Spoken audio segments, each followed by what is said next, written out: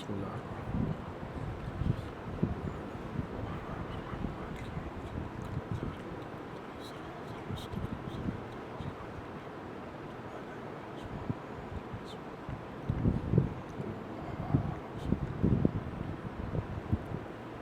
اعوذ باللہ من الشیطان اللعین الرجیم بسم اللہ الرحمن الرحیم الحمد للہ الذی لا یفرح منع والجمود ولا یبدیہ اعطاء والجود اذ کل معط منتقص سوا وکل مانع مذموم ما خلا هو المنان بفوائد النعم وأوائد المزید والقسم واختلف علیہ دہر فیختلف منہ الحال ولو كان في مكان فيجوز عليه الانتقال جلت عظمته والصلاة والسلام على النبي الأمي الخاتم لما سبق والفاتح لمن غلق المعلن الحق بالحق أبي القاسم محمد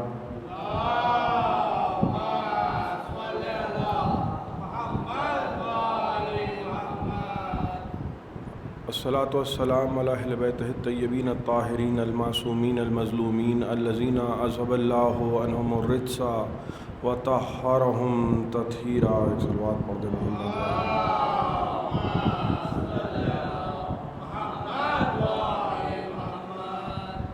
اما بعد فقد قال سبحانه وتعالى في محكم كتابه المجيد ومتقن خطابه الحميد وقوله الحق بسم الله الرحمن الرحيم وكيف تكفرون وأنتم تتلى عليكم آيات الله وفيكم رسوله ومن يعتصم بالله فقد هدي إلى صراط مستقيم. ایک صلوات پڑھ دے محمد وآل محمد.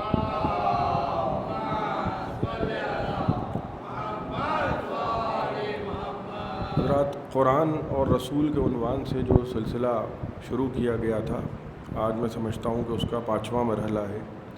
اور کل کی گفتگو اگر آپ حضرات کے اذہان عالیہ میں محفوظ ہے تو میں نے یہ عرض کیا تھا کہ نبی کس طریقے سے ہجرت کر کے مکے سے مدینے پہنچے اور لوگوں کو نبی کا جو انداز تبلیغ تھا وہ ظاہر ہے کہ بہت ناگوار گزر رہا تھا. اس لیے ناگوار گزر رہا تھا کہ نبی جھوٹوں کو جھوٹا کہہ رہے تھے اور سچے کو سچا کہہ رہے تھے، اور نبی پہ پتھر بھی برسائے گئے، نبی کو اذیتیں بھی دیں. ہر زمانے میں یہ ہوا ہے کہ انبیاء کو امتوں نے پریشان کیا ہے، اور اتنا پریشان کیا ہے کہ جناب نوح کا ذکر میں نے کیا کہ کس طریقے سے جناب نوح نے کانوں میں، جب جناب نوح بلاتے تھے تو لوگ کانوں میں انگلیاں ٹھوس لیتے تھے کہ ان کی آواز ہی نہ سننا پڑے.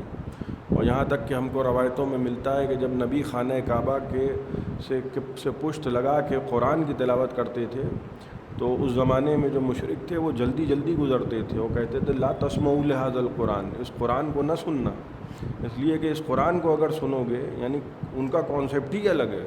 ان کا کہنے کا مقصد یہ ہے کہ ہمارے بت ہیں وہ سچے ہیں، اگر قرآن سنو گے تو بہک جاؤ گے. اور فرمانے کیوں کبھی کبھی مال حرام اتنا زیادہ پیوست ہو جاتا ہے انسان کے اندر اور اس کی رگوں میں خون بن کے ایسا دوڑنے لگتا ہے کہ اس کو حق باطل نظر آنے لگتا ہے اور باطل حق نظر آنے لگتا ہے. نبی پر ظلم ہوا، نبی پر ستم ہوا، اور نبی نے پھر ہجرت کی. ہجرت کرنے کے بعد نبی نے کچھ خطوط لکھے، اور خطوط لکھنے کا انداز یہ تھا. دیکھیے میں بار بار عرض کر رہا ہوں کہ قرآن سے اگر ہم رسولوں کو سمجھیں گے تو ہماری سمجھ میں واقعی رسول سمجھ میں آئیں گے، اور جب ہم رسول سمجھیں گے تو ہم اس سلسلے کو بھی سمجھ جائیں گے کہ جو غدیر سے شروع ہوا اور مہدی منتظر پر ختم ہو رہا ہے. تو جب ہم قرآن سے ہٹ جائیں گے، امت کے پاس ہم چلے جائیں گے، تو امت تو رنگیلا رسول بنا سکتی ہے، ویسا رسول نہیں بنا سکتی ہے کہ جیسا خدا چاہتا ہے. نبی نے خط لکھے اور مختلف لوگوں کو خط لکھے. ان میں سے ایک خط جو رسول خدا نے لکھا وہ نصارہ نجران کو لکھا، اور نصارہ نجران نے جب اس خط کو دیکھا کہ رسول نے فرمایا کہ میں اللہ کی طرف سے بھیجا گیا ہوا نبی ہوں اور میں چاہتا ہوں کہ تم میری دعوت کو قبول کرو، تو ان میں سے چند لوگ منتخب ہو کے آئے. اور یوں تو رسول کا اخلاق مشہور تھا، میں کل عرض کر رہا تھا کہ امین مشہور ہیں، صادق مشہور ہیں، صاحب خلق عظیم مشہور ہیں. صرف نبوت میں اختلاف ہو رہا ہے، یعنی صرف جس بات پہ اختلاف ہو رہا ہے اصل چیز ماننے کو تیار نہیں ہے، فصلیں ماننے کو تیار ہیں. صرف نبی ماننے کو تیار نہیں ہے. ہم آپ کو سچا بھی مان لیں گے، ہم آپ کو امانت دار بھی مان لیں گے، ہم آپ کو اچھے خد و خال والا بھی مان لیں گے، لیکن ہم آپ کو نبی نہیں مانیں گے. اور یعنی جو ماننے کو کہا جا رہا ہے بس وہی نہیں مانیں گے، اس کے علاوہ سب کچھ مان لیں گے۔ نبی نے جب خط لکھ کے بلایا تو نصارہ نجران نبی کے پاس آئے، نبی مسجد میں بیٹھے ہوئے تھے، اور روایتوں میں ملتا ہے کہ جب نصارہ نجران آئے، اب خط لکھ کے بلایا ہے اور خط پہنچا ہے رسول کا یمن، رسول خود عرب میں ہیں، مدینے میں ہیں۔ جب نصارہ نجران کو آتے ہوئے نبی نے دیکھا تو ایک مرتبہ نبی نے چہرہ ہی پھیر لیا، وہ بھی حیران ہو گئے کہ ہم نے تو سنا تھا صاحب خلق عظیم ہے، تو ہماری طرف دیکھ بھی نہیں رہا۔ اور فرمایا یہ میں تھوڑی سی اذان دے دیتا ہوں تاکہ وہ لوگ کہ جو مجلس سے زیادہ گفتگو کو ترجیح دیتے ہیں وہ بھی چلے آئیں تاکہ میں مجلس شروع کر سکوں۔ غور فرمائیے گا، نبی نے خط لکھا، نصارہ نجران آئے، جب داخل ہونے لگے نصارہ نجران تو نبی نے چہرہ ہی پھیر لیا۔ وہ سمجھے کہ ہو سکتا ہے دیکھ نہ پائے ہوں، ہو سکتا ہے پہچان نہ پائے ہوں، ہو سکتا ہے سمجھ نہ پائے ہوں، یعنی یہ ساری باتیں انہوں نے سوچیں کیونکہ نبی کو اپنے جیسا سمجھ رہے تھے۔ نبی نے دیکھ بھی لیا، نبی سمجھ بھی گئے، نبی پہچان بھی گئے، نبی نے عمدن چہرہ پھیر لیا۔ اب نبی نے جب چہرہ پھیر لیا تو وہ داہنی جانب آ کے کھڑے ہو گئے جدھر نبی دیکھ رہے تھے، تو جب وہ داہنی جانب آ کے کھڑے ہو گئے تو نبی بائیں جانب دیکھنے لگے، جب وہ بائیں جانب آ کے کھڑے ہو گئے تو نبی داہنی جانب دیکھنے پڑے۔ اب ان کو تو سمجھ میں نہیں آیا، وہ تو کہیں گے ہم کو خط لکھ کے بلایا ہے، بن بلائے مہمان ہم ہیں نہیں، ہم کو بلایا ہے تو ہم آئے ہیں، اور ہم نے تو سنا ہے صاحب خلق عظیم ہے، اور یہ کیا طریقہ ہے، یہ مہمانوں کے ساتھ کہیں دنیا میں ایسا بھی سلوک ہوتا ہے کہ صاحب وہ چہرہ ہی پھیر لیا جا رہا ہے، نہ کھانے پینے کی بات تو بعد میں آئے گی، پہلے تو منہ دکھائی ہو جائے، چہرہ ہی نہیں دیکھنے کو رسول تیار ہے۔ اب وہ جو حلقہ، وہ جو مجمع وہاں بیٹھا تھا، ان سے پوچھا نصارہ نجران نے، اچھا یہ سب علماء ہیں، یہ جہلا نہیں ہے جو سلیکٹ ہو کے آئے ہیں نبی کے پاس، وہ ڈیلیگیشن جو آیا ہے یہ سب علماء ہیں انجیل کے، اپنے زمانے کے عیسائیوں کے جید عالم ہیں سب۔ اور وہ کہنے لگے وہ سارا مجمع، وہ مقدسین کا مجمع، وہ رضی اللہوں کا مجمع، ان سے کہنے لگے کہ بھئی یہ جو ہماری طرف دیکھ نہیں رہے ہیں یہ ہمیں سمجھ میں نہیں آ رہا ہے، آپ بتائیے۔ اچھا بتاتا وہ ہے جس کو خود معلوم ہو، آپ اور فرما رہے ہیں، آپ بتائیے کہ یہ کیوں نہیں دیکھ رہے ہیں۔ اب ان کو خود نہیں سمجھ میں آ رہا ہے۔ دیکھیے میں ایک ذرا سی آپ کی توجہ چاہ رہا ہوں، الفاظ پہ اس لفظ کا کیا مطلب ہے، یہ تو 1400 برس کے بعد بھی اس موضوع پہ بحث ہو سکتی ہے کہ اس لفظ کا کیا مطلب ہے، اس حدیث کا کیا مطلب ہے، اس روایت کا رجال کا جھوٹے ہیں کہ سچے ہیں، یہ درائت کے اعتبار سے یہ روایت کیسی ہے، یہ ساری بحثیں ہو سکتی ہیں۔ اور یعنی باتوں پر نبی نے جو کہا ہے، نبی کے جملوں پر، ان کے معنی پر، مترادفات پر، ہر چیز پر ڈیبیٹ ہو سکتی ہے، لیکن اشارے کون سمجھائے گا؟ آپ غور فرما رہے ہیں، اشارے کون سمجھائے گا؟ پتہ چلا کہ آپ نے اشارہ کیا تو اشارہ تو وہی سمجھ سکتا ہے کہ جو قریب ترین ہو، اور فرما رہے ہیں اشارے اور کنائے وہی تو سمجھے گا کہ جو قریب ترین ہو۔ جب انہوں نے صحابہ کرام سے پوچھا تو سارے رضی اللہوں نے مل کے علیہ السلام کا دروازہ دکھا دیا۔ آپ اور فرما رہے ہیں، کہنے لگے بھئی ہم تو بتا نہیں سکتے ہیں، یہ تو علی بتائیں گے۔ اور فرما رہے ہیں بھئی جب اس زمانے میں نبی کے اشارے سمجھنے کے لیے امام کی ضرورت تھی تو اس زمانے میں نبی کی باتیں سمجھنے کے لیے امام کی ضرورت نہ ہوگی۔ سب پہنچے علی کے پاس، نصارہ نجران کہنے لگے کہ بھئی ہم کو بلایا بھی ہے۔ اب جملے سنیے گا مولا علی کے، کہنے لگے بھئی ہم کو بلایا بھی ہے اور ہماری طرف دیکھ بھی نہیں رہے۔ کہنے لگے کہ کیا اسی لباس میں گئے تھے تم؟ اچھا وہ ان کا لباس جو تھا وہ بڑا تڑک بھڑک والا لباس تھا، جیسے کسی پارٹی میں آئے ہوں، بڑا ہی قیمتی لباس پہن کے گئے۔ تو کہنے لگے کیا یہی لباس پہن کے گئے تھے تم؟ تو انہوں نے کہا ہمارا تو یہی لباس ہے۔ تو مولا نے فرمایا کہ تم اپنی قوم کی کس چیز میں نمائندگی کر رہے ہو؟ مال میں نمائندگی کر رہے ہو یا علم میں نمائندگی کر رہے ہو؟ کہنے لگے ہم تو علم میں نمائندگی کر رہے ہیں، ہم تو نصارہ کے علماء ہیں۔ تو کہا وہ لباس پہنو جو علماء کا لباس ہے، وہ لباس نہ پہنو جو رؤساء کا لباس ہے۔ ایک صلوات پڑھ دے محمد و آل محمد۔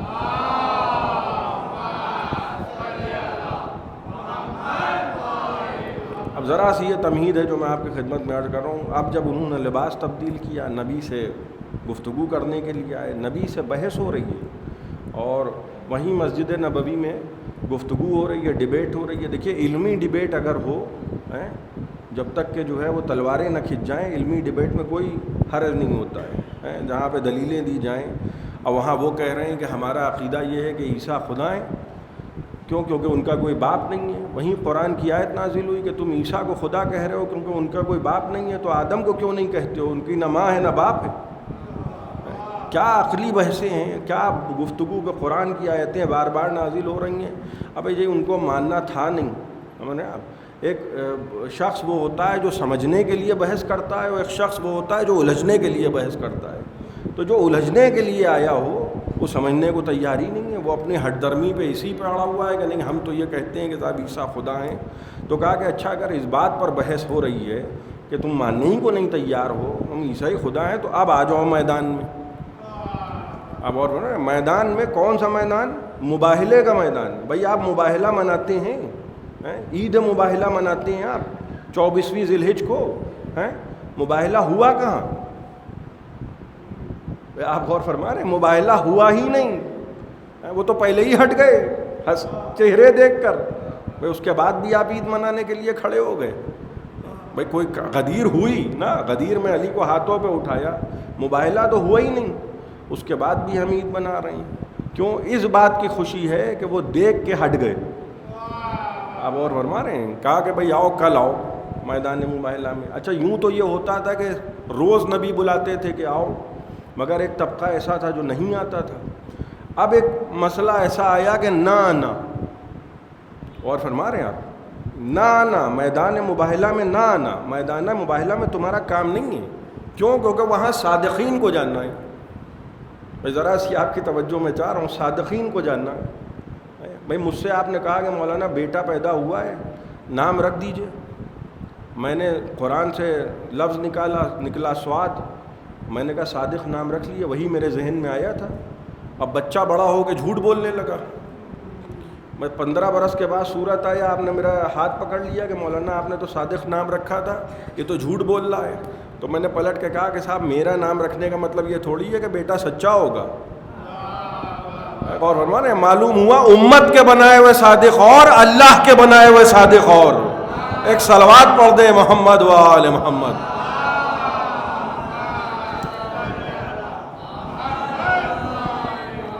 اور فرما رہے ہیں آپ, بھئی ہم نے صادق کسی کا نام رکھا اور اللہ کس کو صادق کہے. میدان مباہلہ میں دیکھیے چیزوں کو پہچانا جاتا ہے اس کی ضد سے. چیزوں کو تعرف الاشیاء بازدادہا, چیزوں کو پہچانا جاتا ہے اس کی ضد سے. رات کو پہچانا جاتا ہے دن سے, اندھیرے کو پہچانا جاتا ہے اجالے سے, جہل کو پہچانا جاتا ہے علم سے, ویسے ہی جھوٹوں کو پہچانا جاتا ہے سچوں سے. لہذا میدان مباہلہ میں کون جا رہا ہے؟ وہ 5. اب باقی لوگوں کے بارے میں مجھ سے آپ کچھ نہ پوچھئے, نہا دھو کے سب آئے تھے, چجائے کہ نبی نے کہا تھا, بلکہ قرآن نے کہا تھا اب نہ آنا. آپ غور فرمائیں, قرآن کی آیت نازل ہو رہی ہے, کیا کہا جا رہا ہے کہ اگر یہ اسی پہ اڑے ہیں, اگر ان کو شوق ہے تو میدان مباہلہ میں آؤ. اچھا میدان میں آؤ کیوں؟ تاکہ جھوٹوں پہ لعنت ہو. بھئی ایک بات اور پتہ چلی کہ جب جھوٹوں پہ لعنت ہوگی تو حجروں میں نہیں ہوگی, میدانوں میں ہوگی. ایک صلوات پڑھ دیں محمد و آل محمد.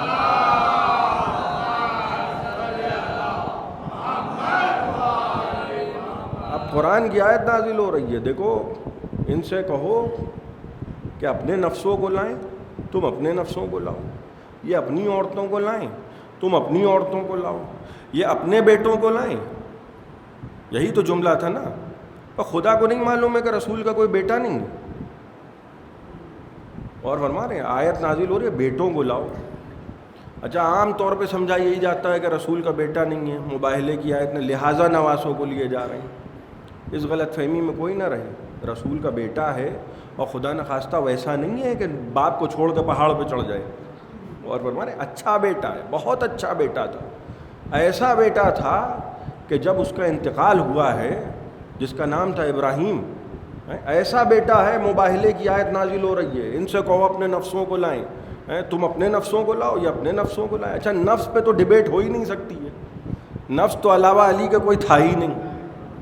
عورتوں کے لیے کہا تھا. دیکھیے عربی زبان میں ایک عورت کو کہتے ہیں امراء, اور جب جمع ہوتی ہے تو اس کو کہتے ہیں نساء. قرآن میں سورہ نساء بھی موجود ہے. ایک عورت ہوگی تو کیا کہا جائے گا؟ امراء. قرآن نے کیا کہا تھا؟ نساءنا. عورتوں کو لاؤ. رسول کس کو لے کے گئے؟ ایک بیٹی کو. بیٹیاں تو ہم نے سنا ہے 4 ہیں. آپ غور فرما رہے ہیں؟ اچھا چلیے بیٹیاں 1 ہیں یا 4 ہیں ہم اس پہ نہیں جاتے. بیویاں تو تعداد ہے, اچھی خاصی تعداد ہے بیویوں کی. کتنی گنجائش ہے میدان مباہلہ میں, کمی نہیں ہے خدا نہ خواستہ. اور فرما رہے ہیں ایسا نہیں ہے کہ کسی چیز کی کمی ہو. اور فرما رہے ہیں آپ نے مجھ سے کہا بھائی 10 آدمی لے آئیے گا لکھنؤ سے, تو میں کہا میں بس بھر کے لے آیا. اور فرما رہے ہیں آپ تو کمی نہیں تھی تو اس لیے لے آیا.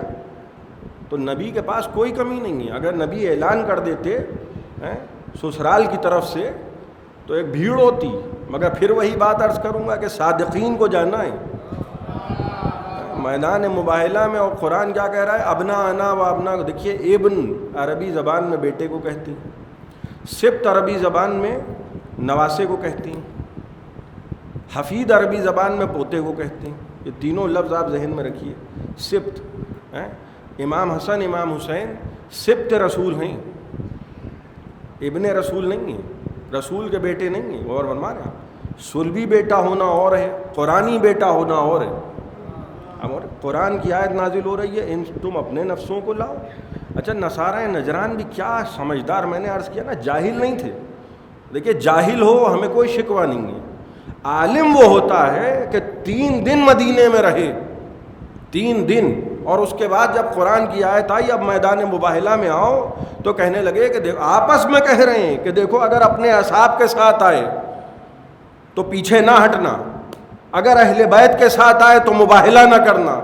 یعنی 3 دن میں وہ سمجھ گئے جو 1400 سال میں امت نہ سمجھ پائی. اور فرما رہے ہیں انہوں نے جیسے ہی دیکھا بھائی امام حسن, دیکھیے ترتیب دیکھیے میدان مباہلہ میں, رسول خدا آگے, گود میں امام حسین ہیں, انگلی پکڑے ہوئے امام حسن ہیں, اس کے پیچھے جناب سیدہ ہیں, اور سب سے پیچھے علی ہیں. بھئی ایسا آپ نے میدان نہیں دیکھا ہوگا جہاں علی سب سے پیچھے ہوں. سب سے آگے علی ہوتے اور نصارہ نجران پیچھے ہٹ جاتے تو لوگ کہتے کہ ڈرا دیا علی کا چہرہ دکھا کے, لہذا علی سب سے پیچھے ہیں. اور نصارہ نجران کہنے لگے خدا کی قسم وہ چہرے دیکھ رہے ہیں کہ اگر اشارہ کر دیں تو پہاڑ اپنی جگہ سے ہل جائے.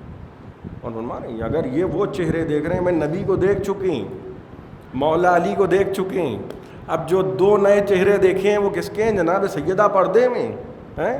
2 نئے چہرے جو دیکھے ہیں وہ کس کے ہیں؟ ایک حسن کا چہرہ اور ایک حسین کا چہرہ. اور کہنے لگے وہ چہرے دیکھ رہے ہیں کہ اگر اشارہ کر دیں تو پہاڑ اپنی جگہ سے ہل جائے. قرآن کہہ رہا ہے سچوں کو لے کر آؤ میدان میں تاکہ جھوٹوں پہ لعنت ہو. بھائی آج کی تاریخ میں یہی سچے ہیں. اور میں عرض کر رہا تھا نا کہ اپنی زبان سے سچا ہونا اور ہے. جیسے وہ جو 39 دن بھاگنے والا مجمع تھا وہ بزبان خود مرد تھا, وہ نبی و اللہ کی زبان والا مرد نہیں تھا, وہ زبان خود مرد تھا. ویسے ہی بزبان خود سب آ گئے کہ اللہ کے رسول ہم بھی چلیں. میدان مباہلہ میں نبی نے کہا میاں لعنت ہے, لعنت لعنت لعنت ہے, اگر لگ گئی کوئی چھڑا وڑا نہیں سکتا ہے لعنت کو. اور فرما رہے ہیں کوئی نہیں چھڑا سکتا ہے لعنت کو. کوئی دیکھیے لعنت کرے یا نہ کرے. میں ایک چھوٹی سی مثال آپ کو دے رہا ہوں. دیکھیے صلوات ہوتی ہے, آپ کسی عالم دین کو دیکھ کے صلوات پڑھیں. کوئی آیا بڑا عالم دین, آپ نے دیکھا ان کو صلوات پڑھی, تو صلوات آپ نے ان کو دیکھ کے ضرور پڑھی ہے, مگر صلوات کس پر گئی؟ آپ اور فرما رہے ہیں اللہم صلی علی محمد و آل محمد. صلوات کس کے لیے؟ محمد اور آل محمد پر. ویسے ہی لعنت کسی کے لیے ہے. اور فرما رہے ہیں لعنت کسی کے لیے ہے. قرآن کہہ رہا ہے وَأَتْبَيْنَاهُمْ فِي هَٰذِهِ الدُّنْيَا لَعْنَةً, جن کو ہم نے جہنم کا انعام بنایا ہے, جن کو ہم نے جہنم کا امام بنایا ہے, ان کی پہچان یہ ہے کہ ہم نے اس دنیا میں ان کے پیچھے لعنت لگا دی ہے. اور وہ جہاں جہاں جائیں گے گویا لعنت چپکی ہوئی ہے. وہ نصارہ نجران ہوشیار تھے, انہوں نے دیکھا کہ آثار عذاب ہیں اور وہ فوراً پیچھے ہٹ گئے. اپنا عقیدہ ضرور انہوں نے باقی رکھا, لیکن کوئی ڈیبیٹ, اب کوئی مباہلہ نہیں ہوگا. بھائی جناب عیسیٰ کو خدا کہہ رہے ہیں. اور فرما رہے ہیں آپ, اور جناب عیسیٰ سے قیامت کے دن پوچھا جا رہا ہے, عیسیٰ سے پوچھا جا رہا ہے اے عیسیٰ انت قلت للناس اتخذونی و امی الہین, اے عیسیٰ تم نے کہا تھا لوگوں سے. بھائی عیسائیوں کے سامنے جناب عیسیٰ سے پوچھا جا رہا ہے, خدا پوچھ رہا ہے انت قلت للناس اتخذونی و امی الہین, کیا تم نے کہا تھا لوگوں سے کہ مجھ کو اور میری ماں کو خدا کہو؟ تو جناب عیسیٰ کہیں گے پروردگار میں نے نہیں کہا تھا، میں نے نہیں کہا تھا ان سے کہ مجھے خدا کہو، میں کیسے کہہ سکتا ہوں؟ میں نے تو صرف وہ کہا تھا جو تو نے مجھ سے کہا تھا، الا ما امرتنی بے، میں نے تو وہ کہا جو تو نے کہا تھا۔ اگر میں نے کہا ہوتا، میں جناب عیسیٰ کے جواب سن رہے ہیں آپ، اگر میں نے کہا ہوتا تو تجھ کو پتہ ہوتا۔ یہ تو سنوایا جا رہا ہے عیسائیوں کو، اور جناب عیسیٰ کہنے لگے پروردگار یہ جب تک میں ان کے درمیان تھا، جب تک میں ان کے درمیان تھا۔ دیکھیں جناب عیسیٰ کیا وزنی جملے قرآن کی آیت تھی۔ جناب عیسیٰ کہہ رہے ہیں جب تک میں ان کے درمیان تھا یہ ایسی باتیں نہیں کرتے تھے، یہ ٹھیک تھے۔ ما دم تو فیم، ایک بات تو معلوم ہو گئی، جب تک نبی امتوں میں رہتا ہے امتیں بہکا نہیں کرتی، اور جب نبی چلا جاتا ہے تو امتیں بہکنے لگتی ہیں۔ اسی لیے تو غدیر کا میدان سجا کے رسول جا رہے ہیں کہ ایسا نہ ہو کہ بہک جاؤ، اس لیے کہ قرآن تو زبان سے بولے گا نہیں، کوئی تو ایسا ہو جو قرآن کو سمجھانے والا ہو۔ اور فرما رہے ہیں تم نے کہا تھا مجھ کو اور میری ماں کو خدا، کہیں گے پروردگار میں نے نہیں کہا تھا، اور جب تک میں ان کے درمیان تھا یہ ایسی بے تکی باتیں نہیں کرتے تھے، یہ نہ مجھ کو خدا کہتے تھے نہ میری ماں کو خدا کہتے تھے۔ تو جب تو نے مجھے بلا لیا اس کے بعد یہ اس قسم کی باتیں کرنے لگے۔ کیوں زمانہ جناب عیسیٰ کو خدا سمجھا؟ ذرا سی آپ کی توجہ چاہ رہا ہوں، کیوں جناب عیسیٰ کو خدا سمجھا؟ کل کی گفتگو اگر آپ کے ذہن میں دیکھیں، ہر نبی کی امت نے نبی کے فضائل بڑھائیں۔ میں عرض کر رہا تھا نا کہ یہ امت مسلمہ کا شرف ہے کہ نبی کی فضیلت گھٹاتی ہیں اور خوش ہوتی ہیں۔ کیوں؟ کیونکہ عیبداروں کو نبی کی مسند پر بٹھانا ہے۔ یہ مزاج ہے امت کا کہ نبی کے فضائل گھٹاؤ بڑھاؤ نہیں۔ جب نبی کی فضیلت سمجھ میں نہیں آ رہی ہے اور علی کی فضیلت سنیں گے تو یہی تو کہیں گے کہ غلو کر دیا۔ جب نبی کو آپ سمجھ رہے ہیں اپنے جیسا تو علی کے فضائل آپ کی سمجھ میں کہاں سے آئیں گے؟ جناب عیسیٰ علیہ السلام، دیکھیے ہر زمانے میں انبیاء کو بھیجا گیا ہے امتوں کے درمیان، تو ایسے معجزے لے کے بھیجا گیا ہے جو اس زمانے کے اعتبار سے ہوں۔ آپ غور فرما رہے ہیں، زمانے کے اعتبار سے، یہ نہیں ہے کہ پتہ چلا زمانہ کچھ ہے اور معجزہ کچھ ہے۔ یہ ذہن میں رکھیے گا، جناب موسیٰ علیہ السلام کا جو دور تھا وہ جادوگروں کا دور تھا، جادو کا دور، عروج تھا جادو کا۔ لہذا جناب موسیٰ علیہ السلام کو جو معجزہ دیا گیا وہ کیسا دیا گیا کہ جب یہ جادو دکھائیں، یہ رسیاں پھینکیں سانپ بن جائیں تو ہم تمہیں ایسا معجزہ عطا کرتے ہیں کہ تم عصا زمین پہ پھینکنا وہ اژدہا بن جائے گا۔ یعنی یہ نہیں ہو رہا ہے کہ جناب وہ تو رسیاں پھینک رہے ہیں اور جناب موسیٰ علیہ السلام جو ہیں وہ پتہ چلا کہہ رہے ہیں پروردگار کنکریاں برسا دی، یعنی مصرے پہ مصرا لگے گا۔ اور فرما رہے ہیں آپ جیسا زمانہ ویسا معجزہ، اور فرما رہے ہیں یہ ذہن میں رکھیے گا، جیسا زمانہ ہے ویسا معجزہ ہے۔ جناب عیسیٰ علیہ السلام کا زمانہ طب کا زمانہ تھا کہ بڑے بڑے طبیب ہیں، بڑے بڑے گویا حکیم ہیں، نسخے لکھے دے رہے ہیں، بیمار کو شفا دیے دے رہے ہیں۔ کہا ہم تمہیں ایسا معجزہ دیں گے، یہ تو بیمار کو شفا دیتے ہیں، تم مردوں کو زندہ کر دینا۔ آپ غور فرما رہے ہیں۔ اسی طریقے سے رسول خدا کا زمانہ جائے کہ مشہور ہو گیا ہے دور جاہلیت، اور لوگ سمجھتے ہیں سب جاہل کے لٹ تھے۔ معاف فرمائیے کہ جاہل نہیں تھے اس زمانے کے لوگ، آج بھی اس دور کی شاعری عربی ادب میں شامل ہے، عربک لٹریچر میں اس زمانے کی شاعری شامل ہے۔ ایسے ایسے شاعر تھے اس زمانے میں کہ ایک بازار لگتا تھا جس کو کہا جاتا تھا سوق عکاظ، جس کا ذکر نہج البلاغہ میں بھی موجود ہے۔ سوق عکاظ لگتا تھا اور وہاں بڑے بڑے شعراء کا کلام، آپس میں بحثیں ہوتی تھیں، علم و ادب کی محفلیں ہوتی تھیں، اور 7 بہترین شعراء کا کلام بطور انعام خانہ کعبہ کی دیوار پہ لٹکایا جاتا تھا۔ اس کو کہتے تھے 7 معلقات، 7 بہترین کلام خانہ کعبہ کی دیوار پہ لٹکیں۔ تو علم کا دور تھا، ادب کا دور تھا، یعنی وہ اپنے آگے کسی کو کچھ سمجھتے ہی نہیں تھے کہ ہم سے بڑا علامہ کوئی ہے ہی نہیں، ہم سے بڑا قابل کوئی ہے ہی نہیں۔ اور فرمایا جاہلوں میں قرآن بھیجنا کمال نہیں ہے، پڑھے لکھ علم کا دعویٰ کرنے والوں میں قرآن بھیجا اور کہا کہ ذرا 7 معلقات لکھنے والوں اس قرآن کا جواب لے آؤ۔ اور فرما رہے ہیں بھائی 2 ہی باتوں پہ ان کو ناز تھا، یا زبان سے چل رہی ہے، ادب ہے، شعر و شاعری ہے، یا کسی بات پہ خفا ہو گئے، تلوار کھینچی لڑنے لگے، ایک ایک اونٹ پہ پتہ چلا مدتوں جنگ ہو رہی ہے۔ تو 2 ہی چیزیں تھیں، یا زبان اور یا تلوار۔ لہذا نبی کو 2 معجزے دیے گئے کہ جب زبان سے گفتگو ہو تم قرآن سنا دینا، جب یہ تلوار دکھائیں تم علی کو آگے کر دینا۔ ایک صلوات پڑھ دیں محمد وآل محمد.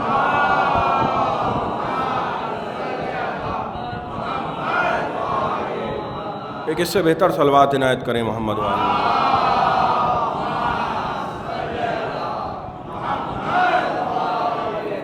اور فرما رہے ہیں اب جناب عیسیٰ کا جو زمانہ ہے وہ کیسا زمانہ ہے؟ طب کا زمانہ ہے. لہذا جناب موسیٰ کو عیسیٰ علیہ السلام کو معجزات دیے. کیسے معجزات دیے؟ جناب عیسیٰ کہنے لگے کہ انی اخلق لکم من الطین کہیئۃ الطیر، میں تمہارے لیے مٹی سے ایک پرندہ بناؤں گا. دیکھیے جملے غور کیجیے، یہ قرآن کی آیتیں ہیں. یہ میں آپ کے سامنے روایتیں نہیں پڑھ رہا ہوں کہ کوئی کہے کہ صاحب کس کی کتاب سے پڑھی. اور یہ قرآن کی آیتیں ہیں، یہ ہریروی روایتیں نہیں ہیں. قرآن کہہ رہا ہے کہ جناب عیسیٰ کہنے لگے کہ انی اخلق لکم، میں خلق کروں گا تمہارے لیے. خالق تو خدا ہے. جناب عیسیٰ علیہ السلام کے فضائل سن رہے ہیں آپ؟ قرآن کہہ رہا ہے کہ عیسیٰ کہہ رہے ہیں کہ انی اخلق لکم، خلق کر رہے ہیں، مگر یہ خدا نہیں ہے. کہہ رہے ہیں پروردگار میں نے یہ نہیں کہا ہے کہ مجھے خدا مانو، یہ تو جو تو نے کہا تھا وہ میں نے کیا، میں نے اس کے علاوہ کچھ اور نہیں کیا ہے. اور کہہ کیا رہے ہیں انی اخلق لکم من الطین کہیئۃ الطیر، میں تمہارے لیے مٹی سے ایک پرندہ بناؤں گا. کون کہہ رہا ہے؟ جناب عیسیٰ علیہ السلام. میں تمہارے لیے مٹی سے ایک پرندہ بناؤں گا. فانفخ فیہ، اور پھر میں اس کے اندر روح پھونکوں گا. کون کہہ رہا ہے؟ جناب عیسیٰ. میں مٹی سے ایک پرندہ بناؤں گا، پرندے کی شکل کا، حیات الطیر، شکل کا، پرندے کی شکل کا ایک چیز بناؤں گا. جیسے بچے کھیلتے ہیں ہمارے ہاں مٹی سے، جناب عیسیٰ کہہ رہے ہیں میں مٹی سے ایک پرندہ بناؤں گا اور اس میں روح پھونکوں گا. میں پھونکوں گا، میں خدا نہیں ہوں، میں روح بھی اس میں پھونکوں گا. فیکون طیرا باذن اللہ، پھر وہ ایک دم سے جیسے ہی میں روح پھونکوں گا وہ ہوا میں اڑنے لگے گا اللہ کی مرضی سے. میں خدا نہیں ہوں، میں تو معجزے دکھا رہا ہوں. کیا کمال ہے، مٹی سے پرندہ بنایا، اس میں روح پھونک دی اور اس کے بعد وہ پرندہ ہوا میں اڑنے لگا. اور کہنے لگے کہ سنو صرف یہ نہیں ہوگا، تم کیا کھا کے آئے ہو وہ بھی بتا دوں گا، اور کیا جمع کر کے گھر میں رکھا ہے وہ بھی بتا دوں گا، مگر میں خدا نہیں ہوں. جو ماں کے پیٹ سے اندھا پیدا ہوگا میں اسے آنکھیں دوں گا، میری ذمہ داری ہے، میں آنکھیں دوں گا. جب ماں کے پیٹ سے اندھا پیدا ہونا کیا ہوتا ہے بھائی؟ دیکھیے دنیا میں پتہ چلا خدا نخواستہ کوئی سانحہ ہو گیا، کسی کی آنکھوں کی روشنی چلی گئی، یہ منزل الگ ہے. آپ کہیں گے نہیں پہلے بیچارے دیکھتے تھے لیکن ذرا سا ایک ایکسیڈنٹ ہو گیا، خدا نخواستہ میں مثال دے رہا ہوں، ان کی آنکھیں چلی گئیں. اور ماں کے پیٹ سے اندھا پیدا ہونے کا کیا مطلب ہے؟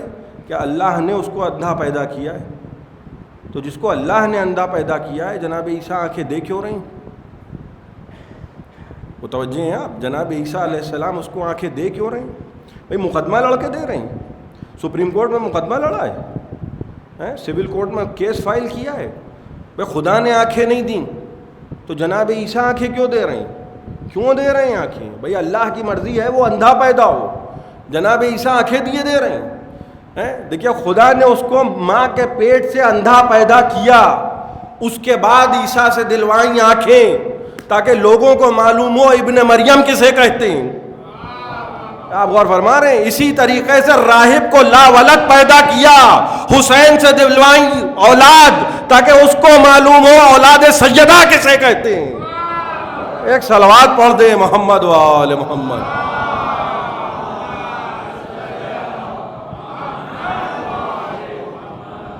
جناب عیسیٰ علیہ السلام اور آنکھیں دیے دے رہے ہیں.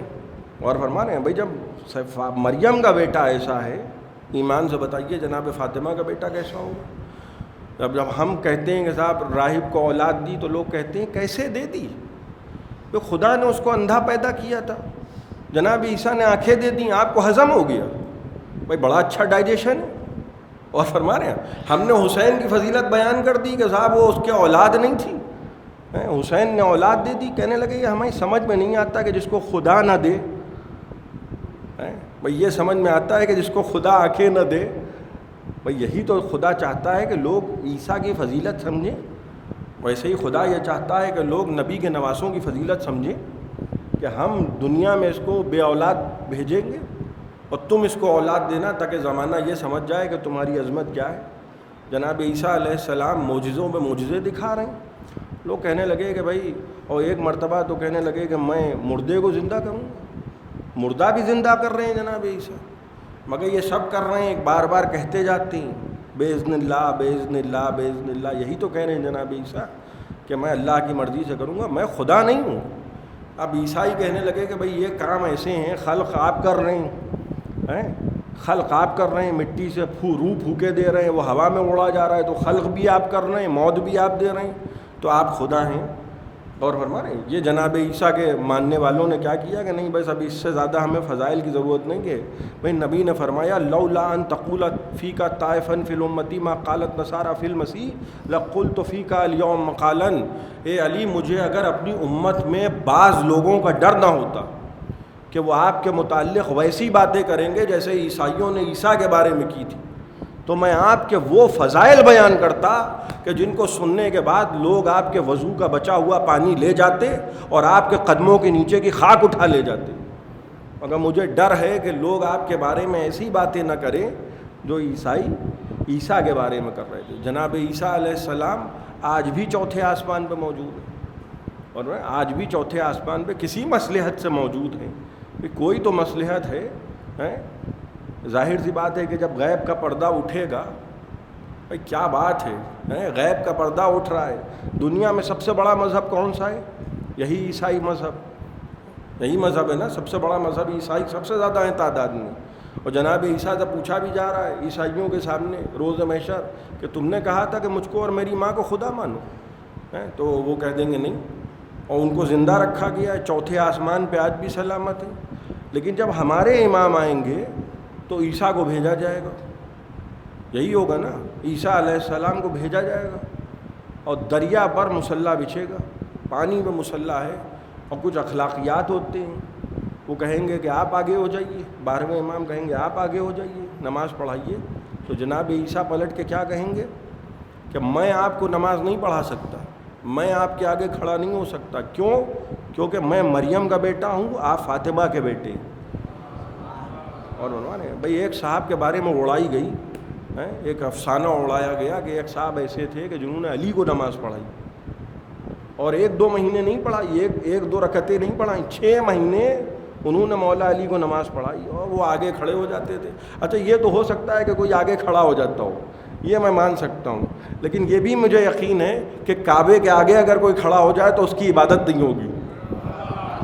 آپ غور فرما رہے ہیں، کوئی اگر اتنا زیادہ جوش میں آ جائے کہ کعبے کے آگے چلا جائے تو پھر اس نے نماز پڑھی تو اللہ جانے کیا پڑھا، لیکن اس کی عبادت نہیں ہوئی۔ غور فرما رہے ہیں، ویسے ہی کوئی علی کے آگے آ کے کھڑا ہو جائے، علی کو کوئی نماز پڑھا سکتا ہے، علی کے آگے کوئی کھڑا ہو سکتا ہے، کھڑا تو ہو سکتا ہے، لیکن اس کے لیے اس کا محمد رسول اللہ ہونا ضروری ہے، اس کے علاوہ کوئی بھی علی کے آگے کھڑا نہیں ہو سکتا۔ غور فرما رہے ہیں آپ، اور میرے پاس اپنی بات کی دلیل ہے، اور اگر دلیل میں دم نہ ہو تو خدا کی قسم خاموش رہیے گا، اور اگر دلیل میں دم ہو تو خاموش نہ رہیے گا۔ غور فرما رہے ہیں، ابتدا کو انتہا سے ملا کے دیکھ لیجئے، جب جناب مریم کے بیٹے کا نزول ہوگا اور دریا پہ مصلی بچھے گا تو جناب عیسیٰ کہیں گے کہ میں آپ کو نماز نہیں پڑھا سکتا، اس لیے کہ میں مریم کا بیٹا ہوں، آپ فاطمہ کے بیٹے ہیں۔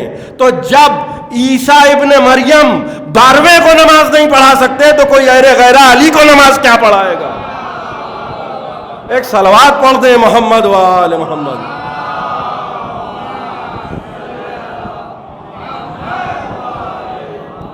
کیسے ممکن ہے کہ کوئی علی کو نماز پڑھا دے؟ ہاں، اب آگے کھڑے ہو جانا ایک الگ بات ہے، بھئی اہل بیت ہی ڈائریکشن ہے، محبت کا ڈائریکشن یہی ہے، جیسے عبادت کا ڈائریکشن قبلہ ہے نا، محبت کا ڈائریکشن یہ ہے، بھئی جس سمت میں آپ سجدہ کر رہے ہیں، کعبہ جو ہے یہی تو ہے جائے ولادت علی، ورنہ جناب مریم کے بطن میں جب جناب عیسیٰ تھے اور جبرائیل کو بھیجا ہے تو جبرائیل آئے ہیں جناب مریم کے پاس، قرآن کہہ رہا ہے فَتَمَثَّلَ لَهَا بَشَرًا سَوِيًّا، جبرائیل جب آئے جناب مریم کے پاس تو بشر بن کے آئے، تمثل لہا بشرا سویا، بشر بن کے آئے، انسان بن کے آئے، جناب مریم نہیں پہچان پائیں، کہنے لگیں تم کون ہو، یہاں کیسے چلے آئے؟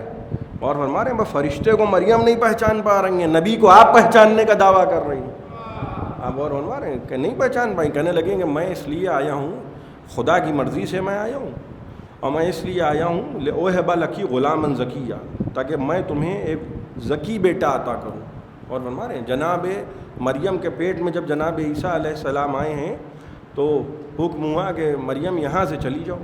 اور یہ عبادت کا گھر ہے, یہ ولادت کا گھر نہیں ہے.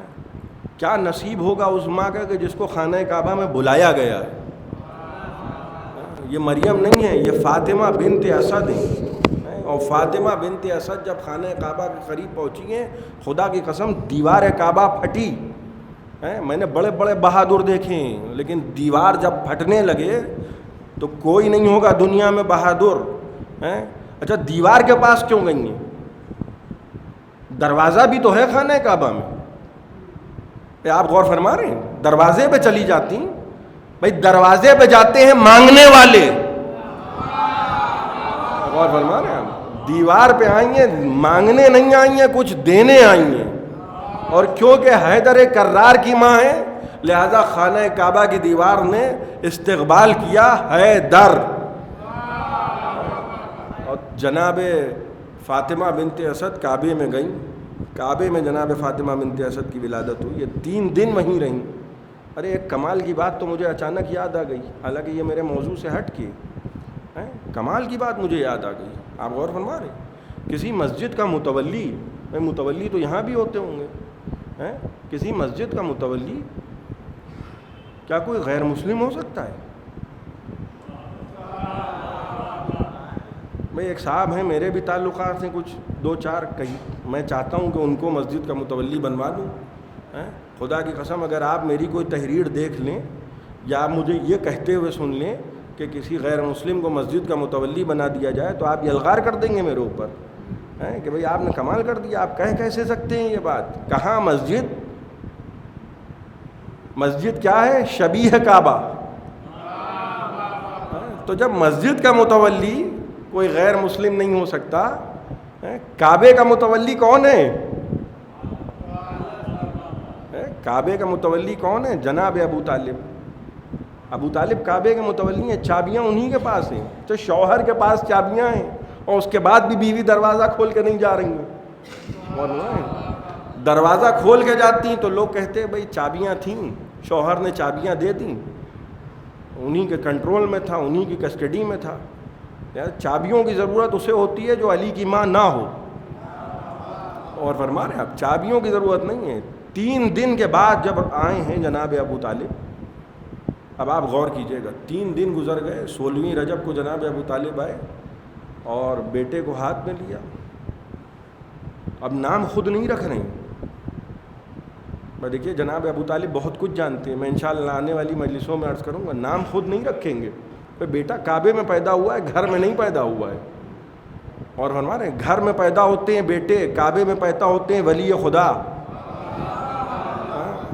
نام نہیں رکھیں گے. کہنے لگے پروردگار ماذا تری فی اسم ذی الصبی, پروردگار تو بتا کہ میں اس بچے کا نام کیا رکھوں.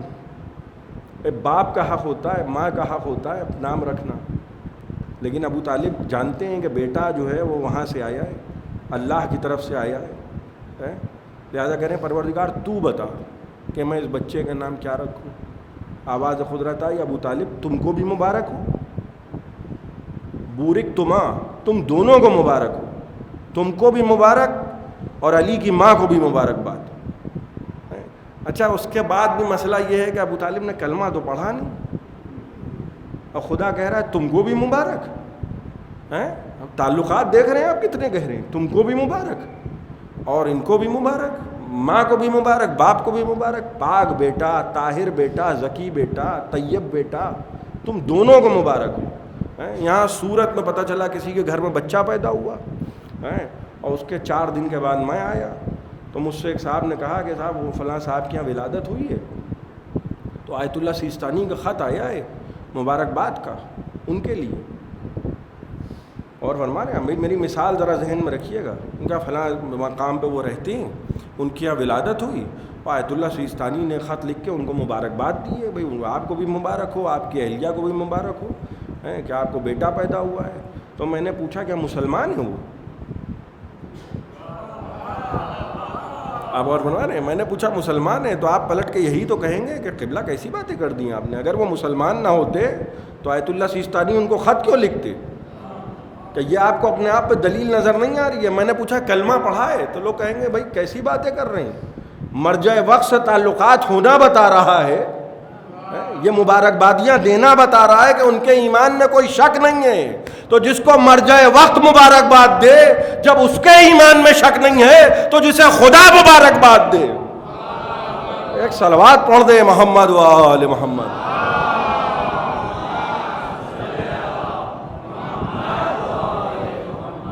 جسے خدا مبارکباد دے، پروردگار تو بتا کہ میں اس بچے کا نام کیا رکھوں۔ کہا عرش پہ ہم علی ہیں، فرش پہ یہ علی ہے۔ دیکھیے خدا نے نام علی رکھا ہے۔ علی کے معنی کیا ہوتے ہیں؟ بلند، یہی تو معنی ہوتے ہیں علی کے۔ تو خدا نے نام ہی رکھ دیا بلند۔ اب علی کسی میدان میں پست نہیں ہو سکتی۔ آپ ہم سے نہ شکایت کریے کہ ہر میدان میں آپ علی کو آگے کر دیتے ہیں، ہم علی کو آگے کیا کریں گے؟ ہماری جرت کیا، ہماری مجال کیا کہ ہم علی کو آگے کریں؟ خدا ہی نے نام علی رکھا ہے، اور جب نام علی رکھ دیا تو اس کے معنی یہ کہ وہ اللہ کا بنایا ہوا علی ہے، زمانے کا بنایا ہوا علی نہیں ہے۔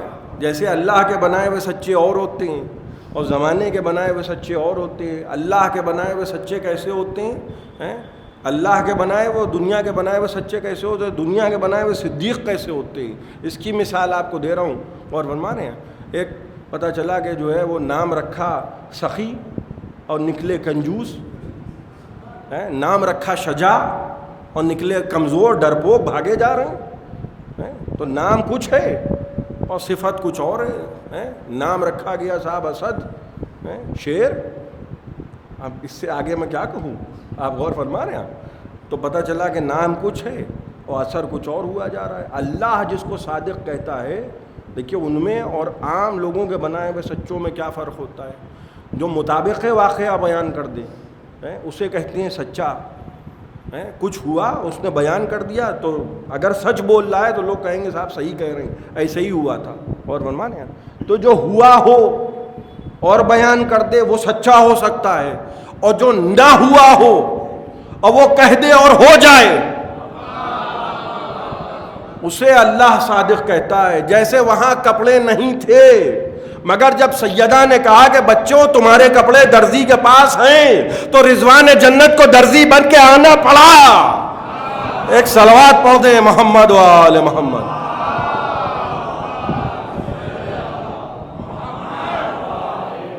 آپ غور فرما رہے ہیں، یہ سب زبانوں کا اثر ہوتا ہے۔ اور جب وہ زبان کہہ دے، بھئی ہم کیا بیوقوف لوگ ہیں؟ ہم سمجھتے نہیں ہیں؟ ہم نے زمانے کے جھوٹے بھی دیکھے ہیں، ایسا نہیں ہے کہ ہم نے زمانے کے جھوٹے نہ دیکھے ہوں۔ مختلف دور گزرتے گئے، ہم نے زمانے کے جھوٹے دیکھے۔ تخت پہ بیٹھ جانا کمال نہیں ہوتا ہے۔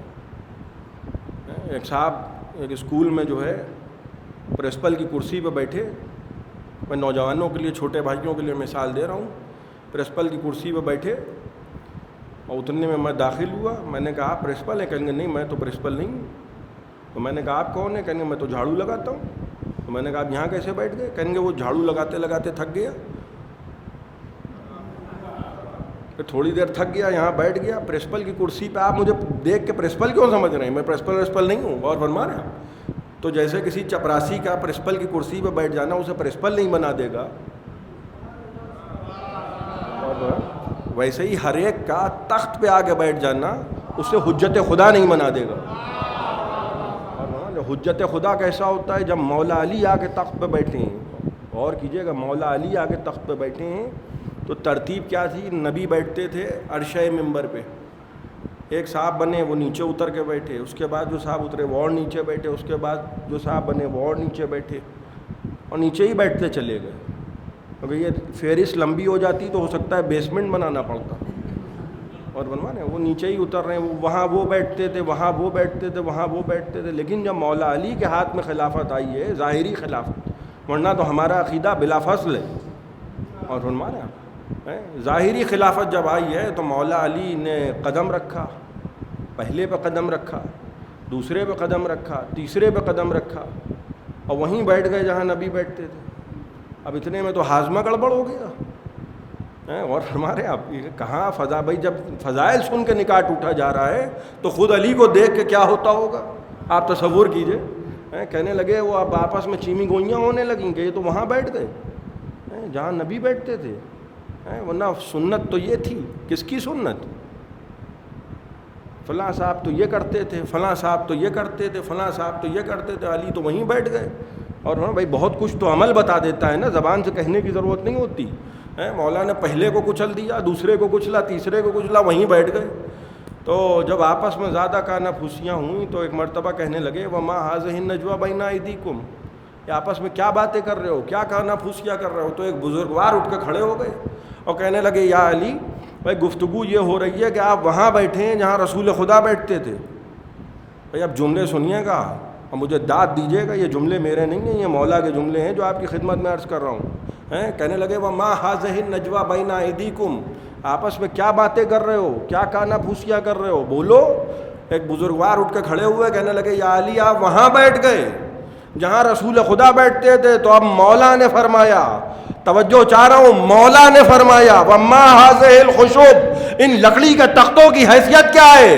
اس وقت کہاں تھے جب علی کے قدم دوش رسول پہ تھے. ایک صلوات پڑھ دیں محمد وآل محمد.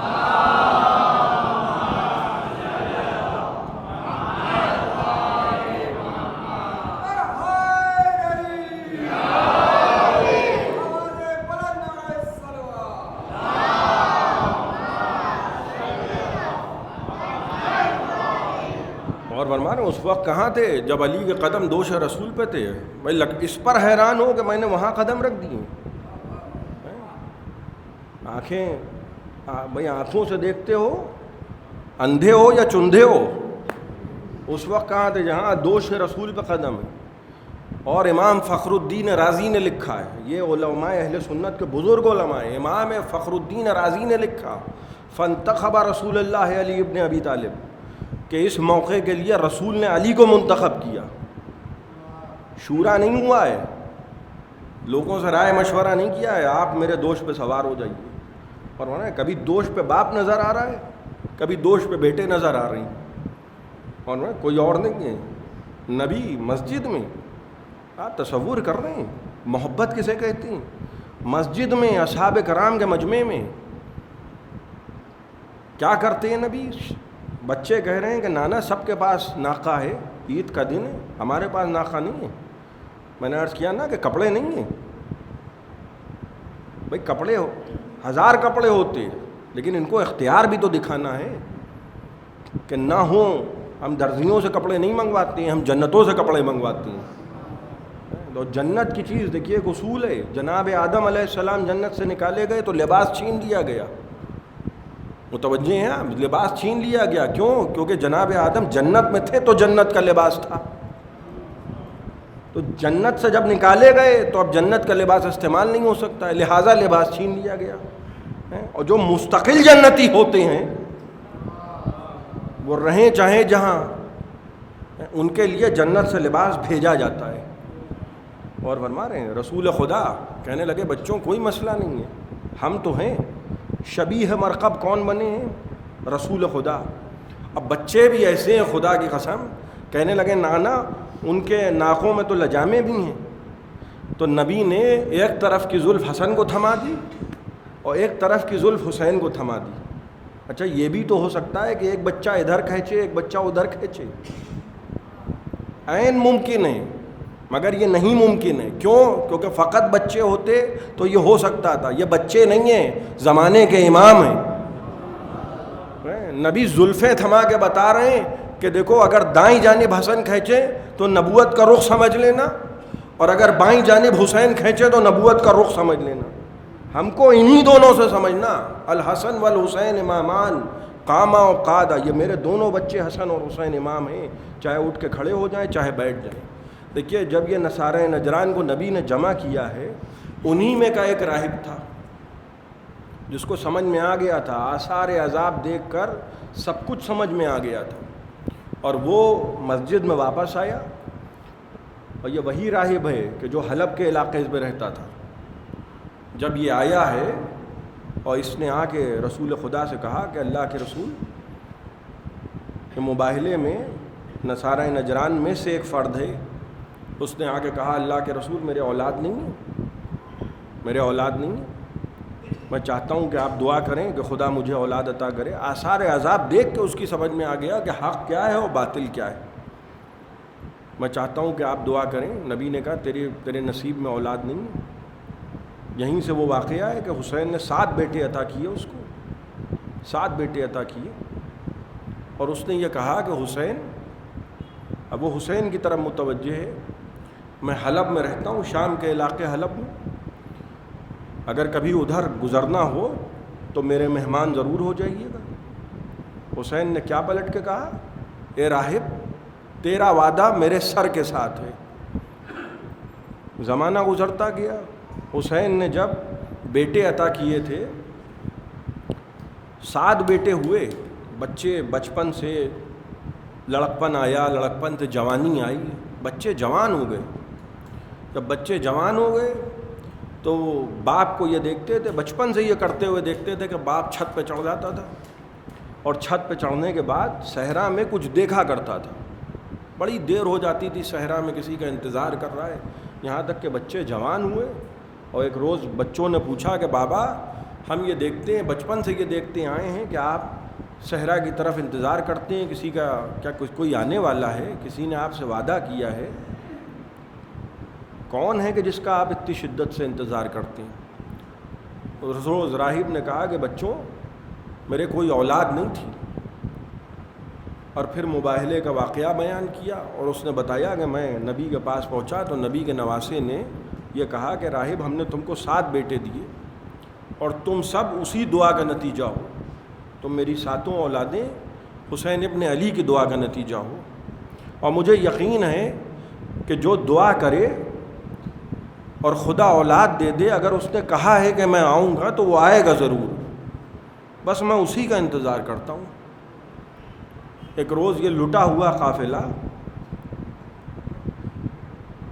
اسی کے دیر کے قریب لا کے ٹھہرایا گیا، اور راہب اپنے حجرے میں آرام کر رہا ہے کہ ایک مرتبہ اس نے خواب میں مریم کو دیکھا۔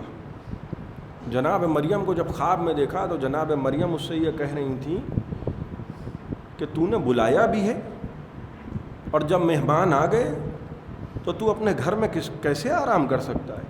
مرتبہ گھبرا کے آنکھ کھلی، کچھ سمجھ نہیں پایا کہ یہ کیسا خواب تھا، پھر لیٹ گیا۔ پھر تھوڑی دیر بعد خواب میں دیکھا کہ جناب عیسیٰ آئے ہیں، وہ کہہ رہے ہیں کہ تو کیسا میزبان ہے، مہمانوں کو بلا کے اس طرح کوئی خواب میں اور اس طرح سے کوئی نیند لیتا ہے۔ اب جو حیران ہو کے اٹھا تو کچھ شور سنا، دروازے کے باہر گیا تو دیکھا کچھ سر ہیں کہ جن کو نوک نیزہ پہ بلند کیا گیا ہے، کچھ اسیر بیویاں ہیں اور کچھ چھوٹے چھوٹے بچے۔ ایک مرتبہ بڑی دیر تک حسین ابن علی کے سر کو دیکھتا رہا، ایسا لگ رہا ہے کہ شاید پہچاننے کی کوشش کر رہا ہے، مگر پہچان نہیں پایا۔ کچھ سوچ کے ایک مرتبہ قافلے والوں سے کہا کہ اس قافلے کا سالار کون ہے؟ انہوں نے شمر کی طرف اشارہ کر دیا، شمر کے پاس آیا، کہا کچھ دیر کے لیے یہ سر میرے حوالے کر دے۔ شمر نے کہا قیمت ادا کرو، سر تمہارے حوالے کر دیا جائے گا۔ اس نے قیمت ادا کی، سر لے کے جب اپنے حجرے میں داخل ہوا، آج بھی خدا کی قسم حلب میں وہ پتھر موجود ہے کہ جس پر راہب نے سر حسین کو رکھا تھا، اور آج بھی زندہ معجزوں میں ایک معجزہ یہ ہے کہ وہ جب بھی روز عاشور قریب آتا ہے تو اکثر ایسا دیکھا گیا ہے کہ پتھر سے خون تازہ جاری ہو جاتا ہے۔ اسی مقدس پتھر پر جس پر وہ انجیل کو رکھ کر انجیل کی تلاوت کرتا تھا، سر کو رکھا اور بڑی دیر تک سر کو دیکھتا رہا۔ ایک مرتبہ پوچھنے لگا کہ تم کون ہو؟ کوئی جواب نہیں آیا۔ کہا میں تمہیں پہچاننے کی کوشش کر رہا ہوں، ایسا لگ رہا ہے کہ ہماری پہلے ملاقات ہو چکی ہے، تمہیں مریم کا واسطہ بتاؤ کون ہو؟ کوئی جواب نہیں آیا۔ کہا تمہیں عیسیٰ کا واسطہ بتاؤ کون ہو؟ کوئی جواب نہیں آیا۔ کہا غریب، اس صاحب سر، کم سے کم مجھے اتنا تو بتا دو کہ تم ہو کون؟ ایک مرتبہ لبوں کو جنبش ہوئی، یہ آواز آئی، اے راہب میں وہ ہوں کہ جس کو 3 دن کا بھوکا پیاسا رکھا گیا۔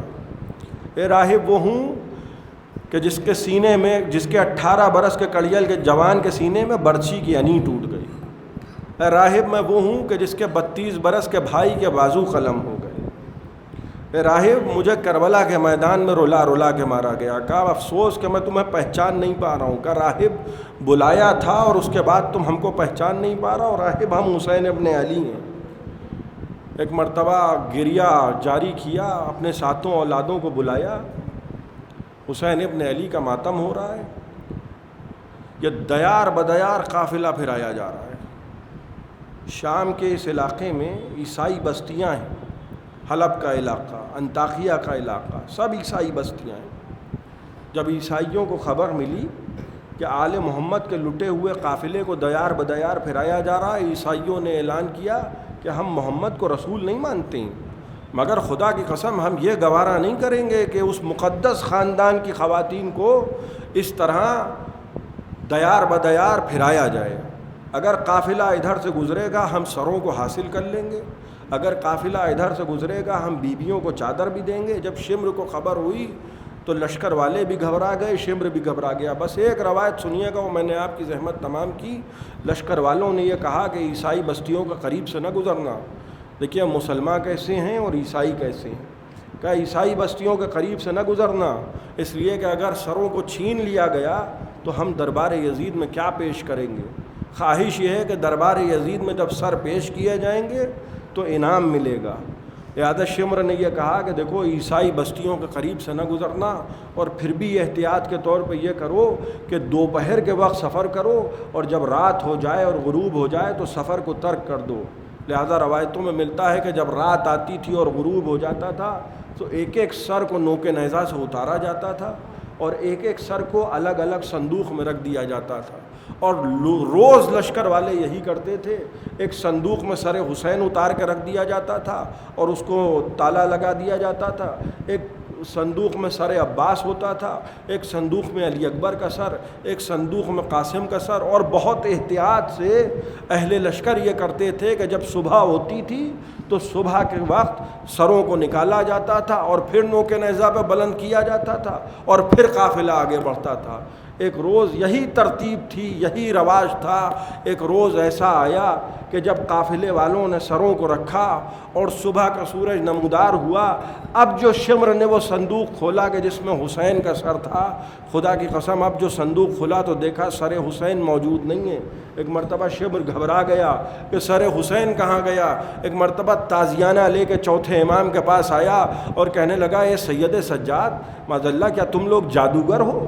اس لیے کہ میں نے اپنے ہاتھوں سے تمہارے بابا کا سر اس صندوق میں رکھا تھا, مگر آپ جب میں صندوق کھول رہا ہوں تو میں نے تمہارے بابا کا سر اس صندوق میں نہیں دیکھ رہا ہوں.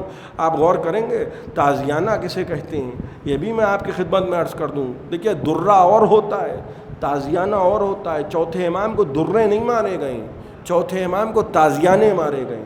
درہ چمڑے کا ہوتا ہے, تازیانہ لوہے کا ہوتا ہے. اور تازیانہ وہ ہوتا ہے کہ جس میں لوہے کی میخیں لگی ہوتی ہیں. خدا کی قسم چوتھے امام کی پیٹھ تازیانوں سے زخمی ہوئی ہے. اللہ اکبر. ایک مرتبہ اس نے جیسے ہی کہا کہ میں نے اپنے ہاتھوں سے تمہارے بابا کا سر یہاں رکھا تھا, اس وقت میں دیکھ رہا ہوں تو تمہارے بابا کا سر موجود نہیں ہے. خدا آپ کو کوئی غم نہ دے سوائے غم سرکار سید الشہداء کے. یہ کہہ کے اس ظالم نے تازیانہ اٹھایا. ایک مرتبہ چوتھے امام کہنے لگے شمر اب تازیانے نہ مار, اس جسم میں اب تازیانے کھانے کی تاب نہیں ہے. کہا پھر بتاؤ تمہارے بابا کا سر کہاں ہے؟ کہنے لگے اے شمر اگر بابا کا سر دیکھنا چاہتا ہے تو ذرا وہ صندوق کھول کے جس میں بھیا علی اکبر کا سر رکھا ہے. اللہ اکبر. اب جو وہ صندوق کھولا گیا جس میں جناب علی اکبر کا سر رکھا تھا, عجیب منظر تھا.